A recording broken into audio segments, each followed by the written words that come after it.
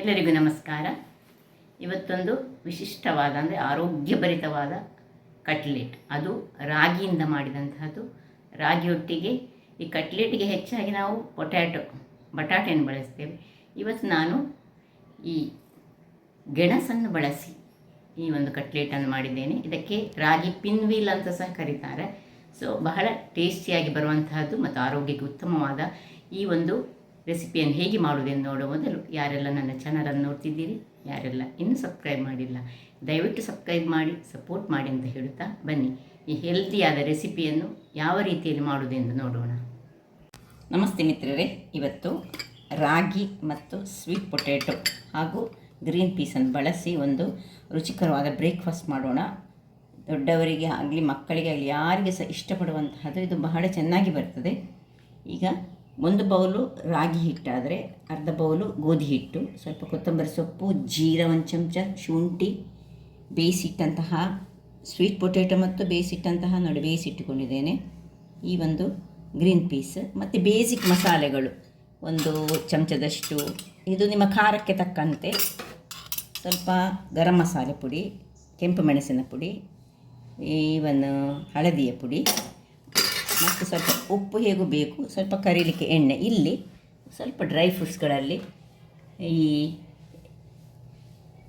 Ground ನಟ್ಟನ್ನು ನಾನು ಸುರಿಗೆ ಸ್ವಲ್ಪ fry ಮಾಡಿಟ್ಕೊಂಡು ಅದರ ಬಿಸಿಗೆ ಸ್ವಲ್ಪ ಇದನ್ನೇನು ಫ್ರೈ ಮಾಡಲಿಲ್ಲ, ಈ ಪಂಪ್ಕಿನ್ ಸೀಡ್ಸ್ ಮತ್ತು ಎಳ್ಳು ಇಷ್ಟನ್ನು ನಾನು ಇಲ್ಲಿ ಇಟ್ಕೊಂಡಿದ್ದೇನೆ. ಈಗ ಮೊದಲಿಗೆ ಇದನ್ನೊಂದು ಜಸ್ಟ್ ಒಂದು ಪೌಡರ್ ಮಾಡ್ಕೊಂಡು ತರೋಣ. ಇದಕ್ಕೆ ಏನು ನೀರು ಹಾಕದೆ ಜಸ್ಟ್ ಒಂದು ಪೌಡರ್. ಸೊ ಇದರದ್ದು ಸಿಪ್ಪೆ ತೆಗೆದುಕೊಂಡೆ ನಾನು, ನೆಲಗಡಲೆ ಹಿಡಿದು ಇದಕ್ಕೆ ಪೌಡರ್ ಮಾಡಿ ತರ್ತೇನೆ. ವೀಕ್ಷಕರೇ ನೋಡಿ, ಹೀಗೆ ಪೌಡರ್ ಆಯಿತು. ಇದನ್ನೀಗ ಪಕ್ಕಕ್ಕೆ ಇಟ್ಕೊಳ್ಳೋಣ. ಈಗ ಒಂದು ಪಾತ್ರೆಯನ್ನು ತೆಗೆದುಕೊಂಡು ಇದಕ್ಕೆ ಸ್ವಲ್ಪ ಉಪ್ಪನ್ನು ಹಾಕ್ಕೊಳ್ಳೋಣ.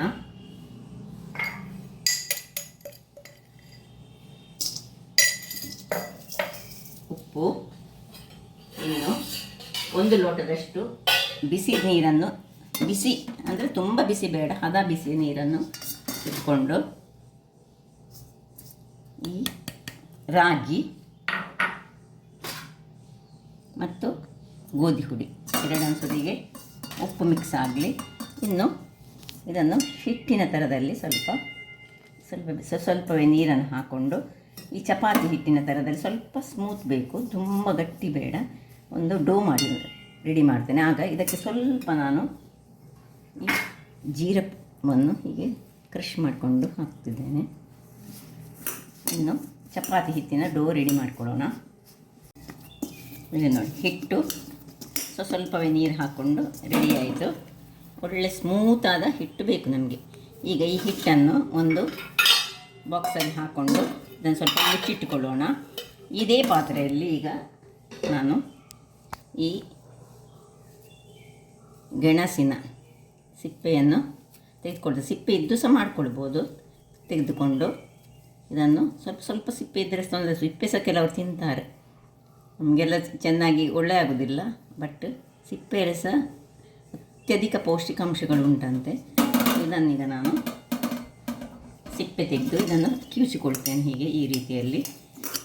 ಇನ್ನು ಇದಕ್ಕೆ ಸ್ವಲ್ಪ ಉಪ್ಪು, ಬೇಯಿಸುವಾಗಲೇ ಸ್ವಲ್ಪ ಬೇಕಿದ್ದರೆ ಉಪ್ಪನ್ನು ಹಾಕ್ಕೊಂಡು ಬೇಯಿಸ್ಕೊಳ್ಬೋದು. ಇನ್ನು ಏನು ಗ್ರೀನ್ ಪೀಸ್, ಎಷ್ಟು ಗ್ರೀನ್ ಪೀಸ್ ಬೇಕು ಅಷ್ಟು ಗ್ರೀನ್ ಪೀಸ್ ಅಂತ ಇದರಲ್ಲಿ ಸ್ವಲ್ಪ ಮ್ಯಾಶ್ ಮಾಡ್ಕೊಳ್ಳೋಣ.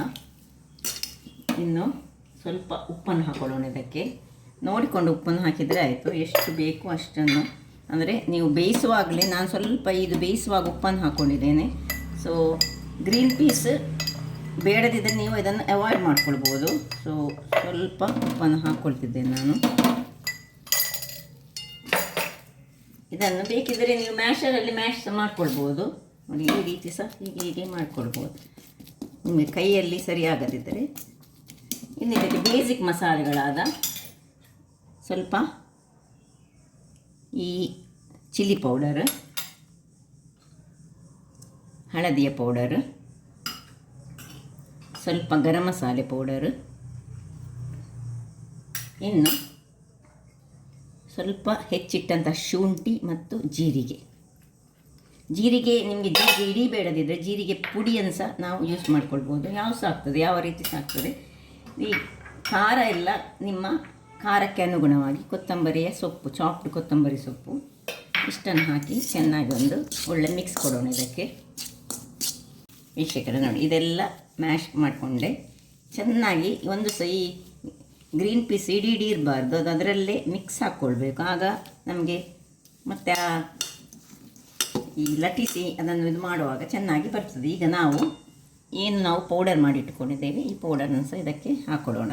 ಇದು ಎಲ್ಲ ನಟ್ಗಳ ಪೌಡರು, ಒಳ್ಳೆ ಹೆಲ್ದಿಯಾದ ಒಂದು ಬ್ರೇಕ್ಫಾಸ್ಟ್ ಇವತ್ತು ನಾವು ಮಾಡ್ತಿದ್ದೇವೆ ನೋಡಿ. ಇದನ್ನು ಇದಕ್ಕೆ ಹಾಕಿಕೊಂಡು ಇದನ್ನು ಸಹ ಚೆನ್ನಾಗಿ ಒಳ್ಳೆ ಮಿಕ್ಸ್ ಮಾಡಿ ರೆಡಿ ಮಾಡಿಕೊಡ್ತಿದ್ದೇನೆ. ಈಗ ಮಸಾಲೆ ರೆಡಿ ಆಯಿತು. ಇಲ್ಲೀಗ ಲಟ್ಟಿಸಲಿಕ್ಕೆ ನೋಡಿ ನಾವು ಒಂದು ದೊಡ್ಡ ಸೈಜಲ್ಲಿ ತೆಗೆದುಕೊಂಡು ಇದನ್ನು ಚೆನ್ನಾಗಿ ಸ್ವಲ್ಪ ದಪ್ಪದಲ್ಲಿ ಇರಲಿ, ತೆಳುವ ಬೇಕಂತಿಲ್ಲ, ಅಂದರೆ ತುಂಬ ದಪ್ಪ ಅಲ್ಲ, ಈ ಚಪಾತಿಯಷ್ಟು ನಾವು ತೆಳು ಬೇಡ, ಸ್ವಲ್ಪ ಅದಕ್ಕಿಂತ ದಪ್ಪದಲ್ಲಿ ನಾವು ಮಾಡ್ಕೊಳ್ಳಿಕ್ಕೆ.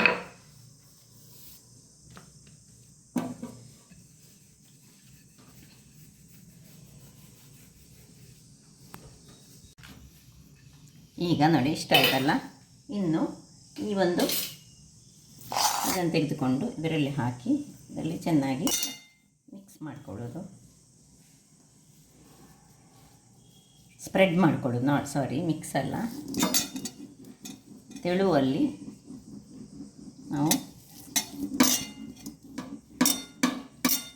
ಇದೆಲ್ಲ ಮಸಾಲೆಯನ್ನು ಮುಂದಿನ ದಿವಸ ರಾತ್ರಿ ಮಾಡಿಟ್ಟುಕೊಂಡ್ರೆ ಬೆಳಿಗ್ಗೆ ಬ್ರೇಕ್ಫಾಸ್ಟಿಗೆ ತುಂಬ ಈಸಿಯಾಗಿ ಸುಲಭ ರೀತಿಯಲ್ಲಿ ನಾವು ಮಾಡಿಕೊಳ್ಬಹುದಾಗ್ತದೆ. ಒಳ್ಳೆ ಫುಲ್ ಸ್ಪ್ರೆಡ್ ಮಾಡಿಕೊಳ್ಬೇಕು. ಕೈಯಲ್ಲಿ ಮಾಡಿದರೆ ಸುಲಭ ರೀತಿಯಲ್ಲಿ ಆಗ್ತದೆ, ಅಥವಾ ನೀವು ಸ್ಪೂನ್ನ ಸಹಾಯದಿಂದ ಸಹ ಸ್ಪ್ರೆಡ್ ಮಾಡ್ಕೊಳ್ಬೋದು. ಕರೆಕ್ಟಾಗಿ ಅದರ ಸೈಡ್ಸ್ನವರೆಗೆ ಇದನ್ನು ಹೊಕ್ಕೊಳ್ಬೇಕು. ಈಗ ಇದನ್ನು ಹೀಗೆ ನೋಡಿ, ಹೀಗೆ ಮಾಡಿ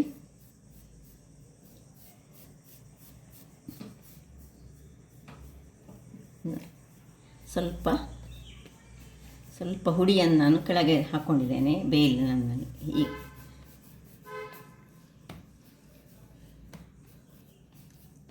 ಈ ರೀತಿ ಮಾಡಿ ಇನ್ನು ಒಂದೊಂದು ಪೀಸಸ್ ಕಟ್ಟಿಂಗ್ ಕೊಡೋದು ನೋಡಿ, ಹೀಗೆ.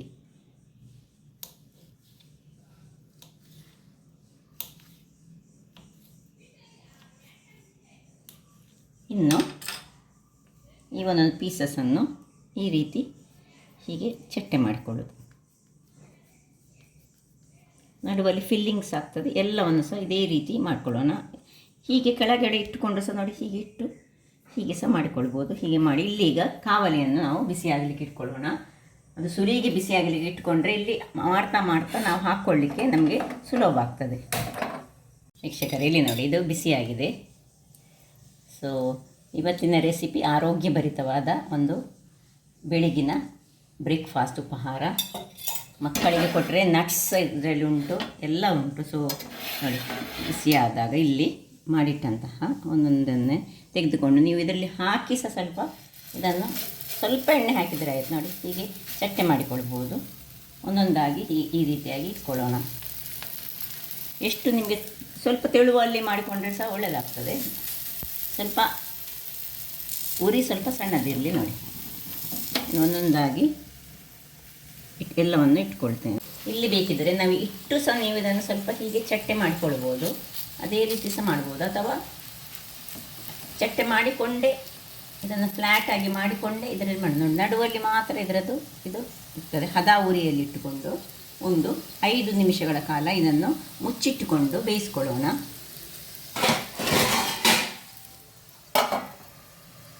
ವೀಕ್ಷಕರೇ ನೋಡಿ, ಹೇಗೆ ಆಯಿತು ನೋಡಿ, ಚೆನ್ನಾಗಿ ಬಂತು. ಈಗ ಇದನ್ನು ಒಂದೊಂದಾಗಿ ಹೀಗೆ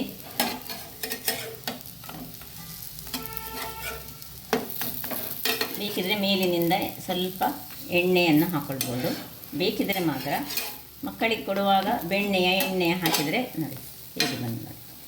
ಚೆನ್ನಾಗಿ ಬರ್ತದೆ. ಟೇಸ್ಟ್ ಅಂತೂ ಅಲ್ಟಿಮೇಟ್ ಆಗಿರ್ತದೆ. ಯಾಕೆ ಹೇಳಿದ್ರೆ ಇದರಲ್ಲಿ ಈ ವೆಜಿಟೇಬಲ್ಸ್ ಉಂಟು, ನಟ್ಸ್ ಉಂಟು ಮತ್ತು ರಾಗಿ, ಫಿಂಗರ್ ಮಿಲ್ಲೆಟ್.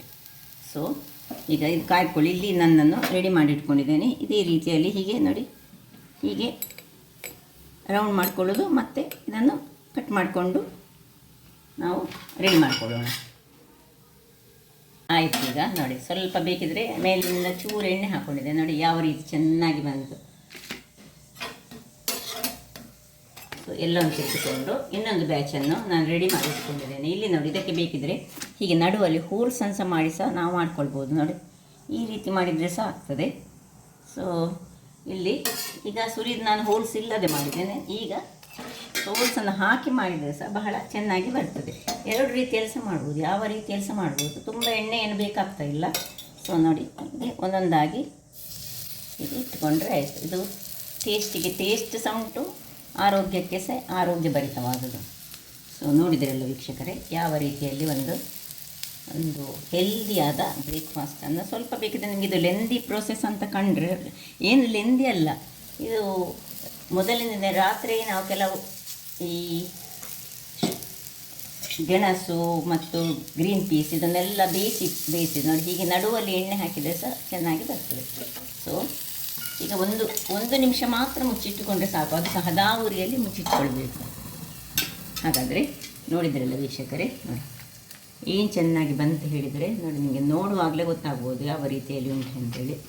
ಸೊ ಹಾಗಾದರೆ ನನ್ನ ಈ ಕುಕಿಂಗ್ ಚಾನಲ್ ನಿಮಗೆ ಇಷ್ಟ ಆದರೆ ಬೋಳೂರು ಸೋನ್ ಚಾನಲನ್ನು ಲೈಕ್ ಮಾಡಿ, ಶೇರ್ ಮಾಡಿ ಹಾಗೂ ಸಬ್ಸ್ಕ್ರೈಬ್ ಮಾಡಿ ಹಾಗೂ ನನ್ನ ಇನ್ಸ್ಟಾಗ್ರಾಮ್ ಪೇಜನ್ನು ಫಾಲೋ ಮಾಡಿ. ಧನ್ಯವಾದಗಳು.